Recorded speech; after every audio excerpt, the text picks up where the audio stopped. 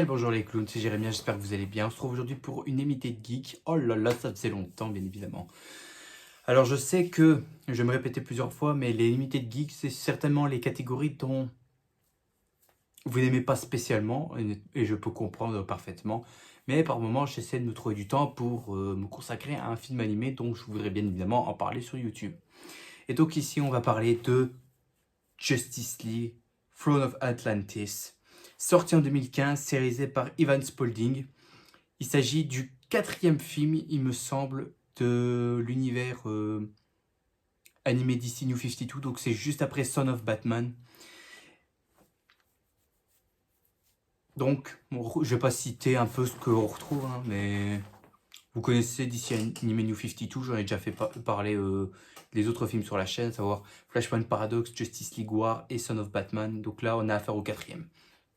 Au niveau scénario, après leur victoire sur Darkseid, la Justice League découvre un monde sous l'eau qui s'appelle l'Atlantide, enfin l'Atlantis, dont c'est un peuple regroupant d'Atlantes. Ce sont tous des guerriers, on va dire ça comme ça.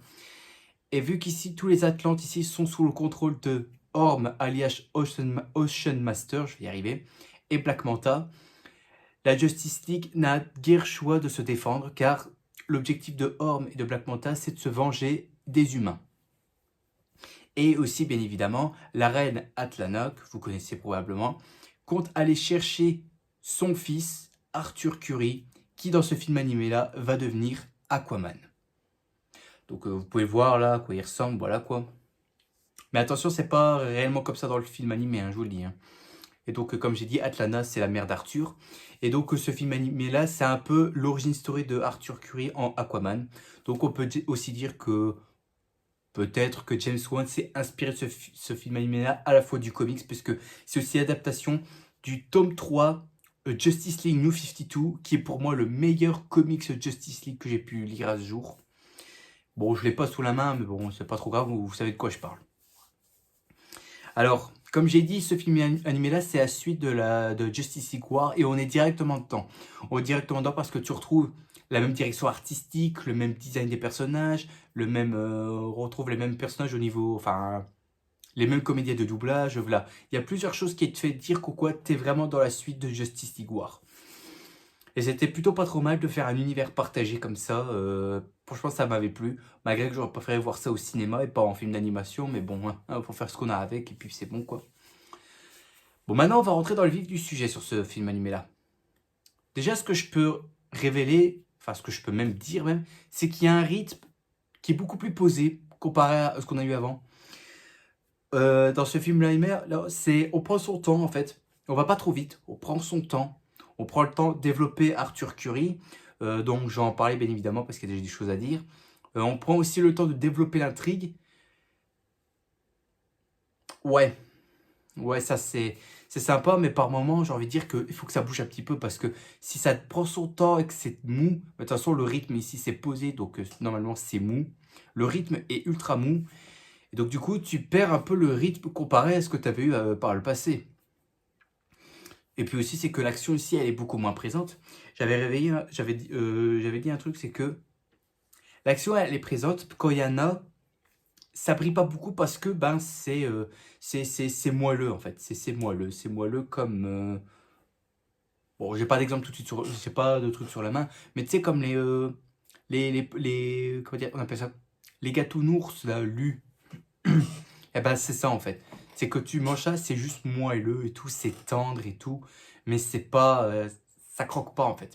Ça croque pas. Et moi quand c'est les séquences d'action, je veux que ça croque, je veux que ça pète et tout ça, et on n'a pas spécialement ça en fait. L'action est moins présente, on s'attarde plus sur l'intrigue, c'est plus posé, mais il y a très peu de scènes d'action dans ce film-là. Ça c'est ce qui m'avait un petit peu déçu.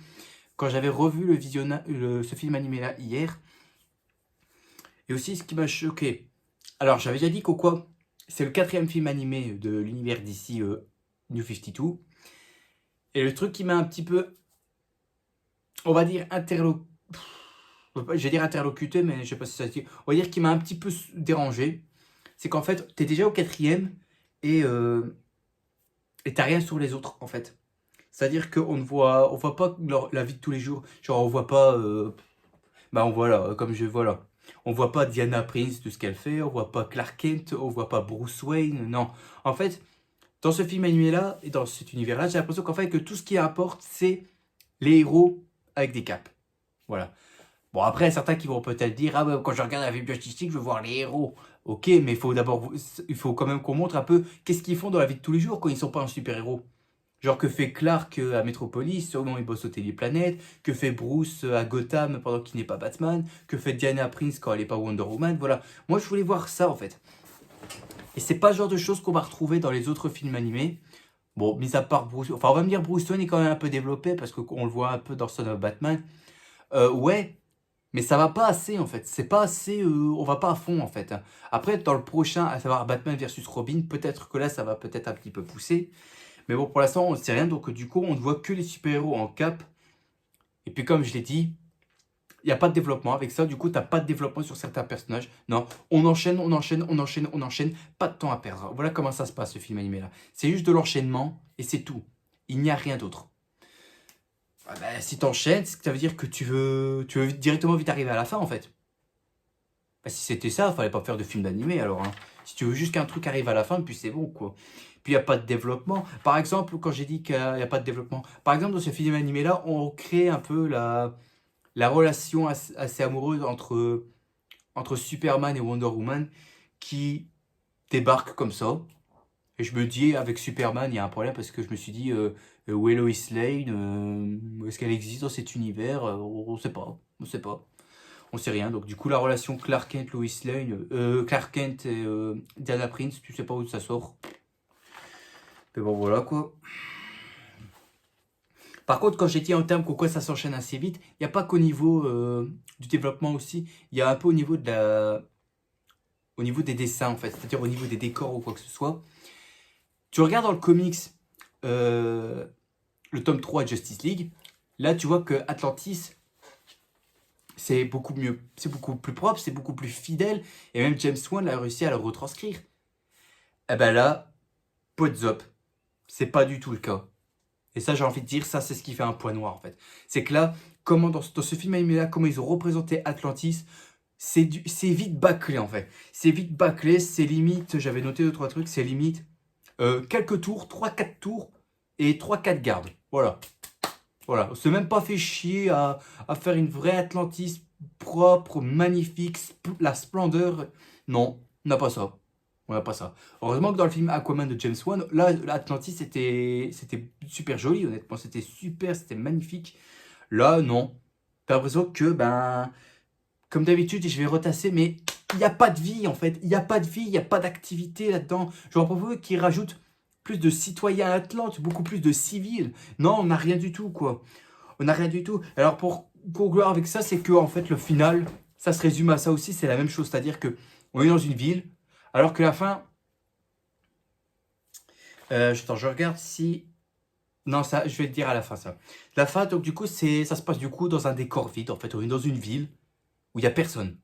C'est des décors vides à chaque fois. Mais de toute façon, c'est le genre de commentaire que je vais répéter plusieurs fois en long et en large sur les films animés New 52 parce que c'est le même point négatif.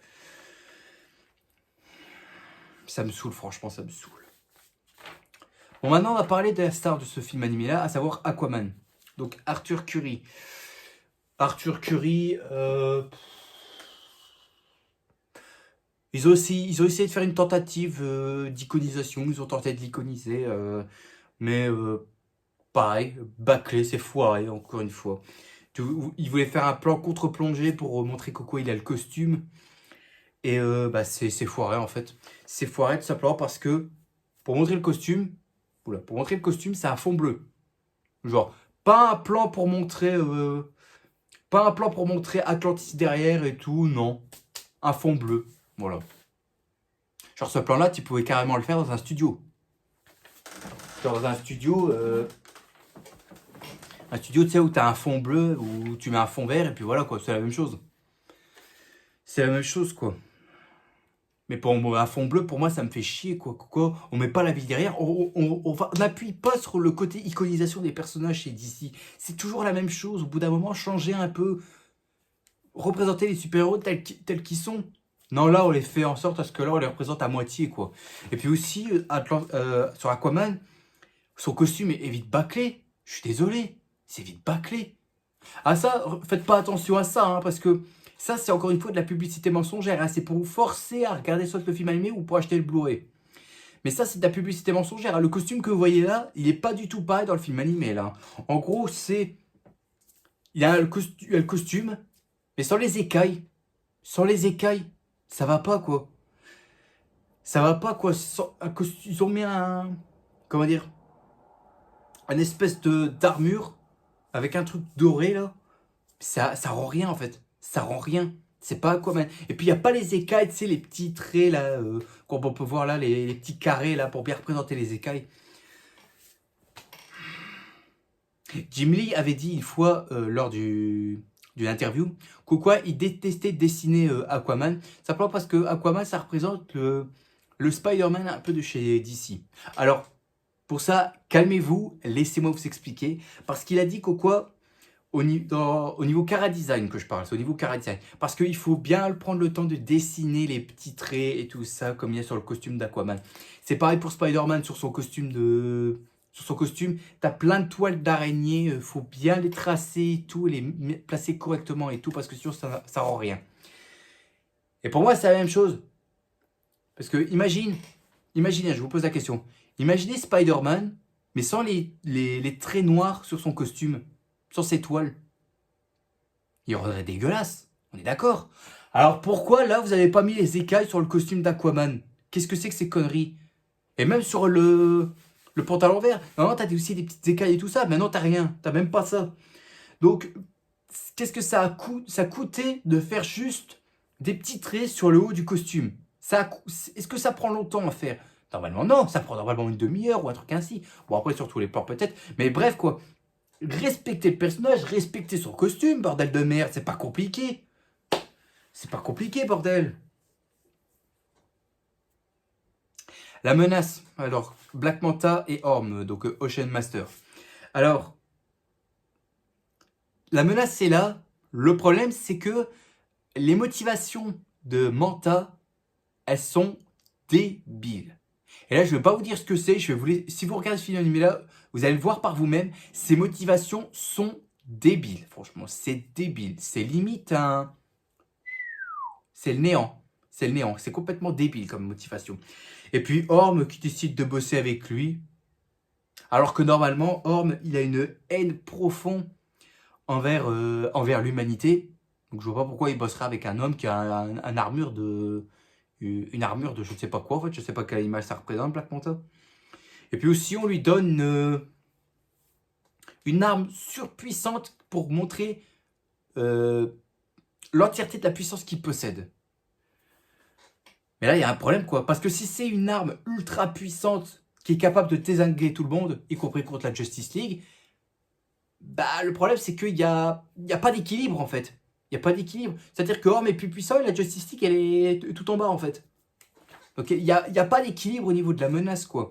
Après, avec Justice League War, quand ils ont essayé de mettre Darkseid d'entrée de jeu, c'était à peu près la même chose. Mais au moins, il y avait quand même un petit équilibre, quand même. Alors que là, avec l'arme la plus puissante que Orm a, il n'y a pas d'équilibre, en fait. Il n'y a pas d'équilibre. C'est limite flingué, j'ai envie de dire. C'est limite flingué. Et puis aussi, c'est qu'on met des pouvoirs. On met des pouvoirs incroyables sur son trident. Et avec ça, il défonce tout le monde. Par contre, calmez-vous les gars. Hein, parce que si à la fin, Aquaman, il finit par choper ce trident, c'est-à-dire que plus personne ne peut l'arrêter. Hein. Par moment, quand on met des pouvoirs surcheatés à des armes, pour moi, ça me dérange, quoi. Genre donner des pouvoirs incroyables à un trident. Calmez-vous. Calmez-vous, là. Calmez-vous. N'en faites pas des caisses non plus. N'en faites pas trop des caisses. Et puis aussi, comme j'avais dit, pour terminer, c'est le combat final. Alors, il y a un moment où what the fuck, que ça m'a fait rire, mais que je me suis dit c'est un peu débile. À un moment, t'as Green Lantern qui utilise son anneau pour créer un mecha avec un aspirateur pour retenir les Atlantes et hop, ça l'envoie chier. Regardez ce passage-là, c'est complètement idiot, c'est complètement what the fuck, mais c'était hilarant quand même. Hein. Mais ils auraient dû le mettre dans un sac, et après les balancer ou je ne sais pas quoi, mais bon, non, il fait pas ça. Ça fait jouer, puis hop, ça renvoie, voilà quoi. Puis la fin aussi, quand il y a le tsunami qui arrive. Je fais rapidement. Dans le comics, quand les tsunamis arrivent, ça limite inonde des grosses villes, c'est-à-dire que tu as des niveaux d'eau aussi élevés qui finissent par engloutir presque la ville entière. C'est-à-dire que tu as des personnes, par exemple, qui meurent dans des bureaux, qui meurent dans leur bagnole. Et donc, du coup, tu as la Justice League qui est obligée d'intervenir. Et du coup, tu as les Atlantes quand même qui arrivent sous l'eau. Donc là, il y a quand même quelque chose. Là, il y avait de l'enjeu. Il y avait quelque chose. Il se passait quelque chose à ce moment-là. Quand je lisais le comics, il se passait à ce moment-là. Donc, je me suis dit, quand j'avais lancé le film d'animation, je me suis dit, j'ai hâte de voir ce passage-là. Qu'est-ce qui se passe là-dedans? Le tsunami arrive, t'as l'armée qui arrive avec les armes et tout, du coup ils sortent seulement, parce que sortent seulement quand un tsunami arrive. Par contre quand Darkseid est arrivé, non, ils sont pas intervenus, ils sont pas fait chier les mecs. Et donc du coup, quand les tsunamis arrivent, ils s'attaquent aux villes, chacun a des villes, et t'as l'armée qui arrive comme promis. Et qu'est-ce qu'ils font? Certains dans leur tank et eux qui sont dehors avec leur fusil d'assaut ou quoi que ce soit, ils braquent leurs armes sur l'eau. Ils braquent une arme. Attends, comment dire, l'armée américaine pointe leur arme sur un tsunami. Donc ils sont prêts à tirer sur de l'eau. Bon, juste après, t'as l'eau qui s'écarte pour que les Atlantes arrivent ou quoi que ce soit. Mais le combat final, c'est pas le même impact comme dans le comics. Franchement, ça n'a pas le même impact. Là, on dirait que c'est comme je l'ai dit comme j'avais dit, c'était où encore que j'avais dit? Ouais, concernant les Atlantes et tout pour le combat final, et que concernant les décors vides, avec le combat final, c'est un décor vide justement. C'est un putain de décor vide. Du coup, tu vois rien. Ça me saoule quoi. Ça me saoule, bordel quoi. Donc du coup, à chaque fois, attention, je vais le dire, dans tous les films animés d'ici, on va en bouffer ça. Des trucs ainsi. Dans l'univers New 52, on va en bouffer des combats. Il n'y a pas d'enjeu. Il n'y a pas de civil en danger. Il y a des décors vides. Ça, on va en bouffer. On va en bouffer, c'est moi qui vous le dis. Et j'ai tout dit, honnêtement. Alors, pour parler franc jeu, Justice League Throne of Atlantis, c'est vraiment, mais vraiment pas terrible du tout, honnêtement. C'est vraiment pas terrible une seule seconde. Mais en même temps, c'est aussi à cause de Evan Spaulding, voilà, je cherchais le nom. Parce que là, on en a eu deux qui sont revenus plus souvent, c'est Evan Spaulding et Jay Oliva. Et tu regardes Jay Oliva quand il avait fait son... Enfin, attends, faut que je me rappelle. Est-ce que c'est lui qui avait fait... Ouais, il avait fait Flashpoint Paradox et Justice League War, il me semble, non? Eh bien, à ce moment-là, tu voyais ce que Jay Oliva était capable de faire. Et là, il a fait quelque chose d'énorme. Il a bien représenté la Justice League, enfin, notamment dans Justice League War, puisque dans Flashpoint, on sait ce que c'est. Mais dans Justice League War, il a tellement représenté les personnages de la Justice League tels qu'ils sont, au niveau pouvoir, au niveau capacité. Bon, c'est pas la perfection, mais au moins, de ce que j'ai pu voir, je me suis dit, ça, c'est la Justice League. Pour moi, là, c'est respecté. Et donc, du coup, tu confies le projet à un autre, qui avait fait un Son of Batman, dont je ne suis pas fan du tout. Et là, tu te rends compte que c'est plus la même chose. C'est plus la même chose. On voit que quand tu compares avec la Justice League de Jay Oliva et la Justice League de Evan Spaulding, tu te rends compte que c'est pas la même chose en fait. C'est pas la même chose. Là, on les iconise pas assez, alors que Jay Oliva, lui, il les iconise. Voilà. Faut prendre exemple sur Jay Oliva, hein, mon cher Evan Spaulding. Parce que lui, il fait un meilleur travail que toi en termes de la Justice League. Hein. Bref, donc ce que je peux dire, c'est que c'est vraiment pas terrible. Si vous voulez regarder juste par curiosité, vous pouvez. Mais en tant que fan d'ici, je vous le conseille pas vraiment en fait. Je vous le conseille vraiment pas du tout honnêtement. Je parle par fan de DC, hein, parce que si vous vous emmerdez et que vous savez pas quoi regarder, vous pouvez tenter. Hein. Mais si vous êtes fan de DC et que vous suivez ma chaîne, alors ce film animé là, le regardez pas vraiment en fait. Ne le regardez pas du tout en fait. Passez à autre chose. Lisez plutôt le comics, tome 3 de Justice League New 52 qui là est 20 fois mieux. Et puis je pense que j'ai à peu près tout dit. Voilà. Ouais, de toute façon, j'ai à peu près tout dit. Donc, c'est Limited Geek qui est terminé. Et j'espère à tous que ça vous a plu. Si c'est le cas, mettez un gros like qui me ferait extrêmement plaisir et qui me motiverait bien évidemment à continuer. Aussi, abonnez-vous parce qu'à certains gars mes vidéos qui ne sont pas encore abonnés, je vous ai à l'œil. Et on se retrouvera demain pour une prochaine vidéo. Sur ce, je vous dis à la prochaine. N'oubliez pas le grand big à tout ce qui fait plaisir. Profitez de la vie aussi, elle est extrêmement importante. Il faut surtout pas la gâcher, c'est moi qui vous le dis. Allez, à plus tout le monde. Salut.